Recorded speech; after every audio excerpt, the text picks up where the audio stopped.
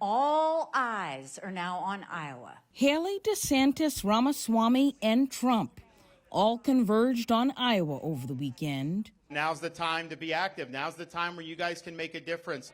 With just 1 week remaining before the Iowa caucus, the GOP candidates are pouring millions of dollars into the first voting state, flooding the airwaves in an attempt to challenge former President Trump's considerable lead in the polls. You know, backstage, they say to me sometimes, "Sir, don't tell them that they're going to vote for you. That sounds so demeaning."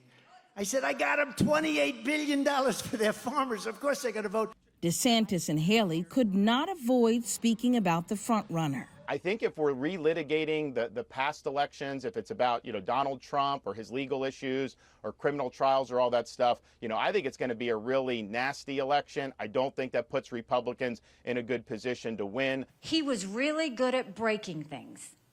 He just wasn't good at fixing them. Trump is looking for a decisive victory in the Hawkeye state after losing the Iowa caucus back in 2016. However, Iowans are split on who they'll support. I think it's highly likely that Trump will come out first. I'll be voting for DeSantis. I would like to see Vivek Ramaswamy be in the race as long as he can be. Trump held a rally in Iowa on the 3rd anniversary of the January 6th Capitol attack, during which he gave his support for those jailed for their actions that day. They ought to release the J6 hostages. They've suffered enough. And raised eyebrows when he made this comment about the Civil War. They could have been negotiated and they wouldn't have had that problem, but it was a hell of a time. This week, the former president will be toggling back and forth from the campaign trail to the courtroom with a jam-packed schedule.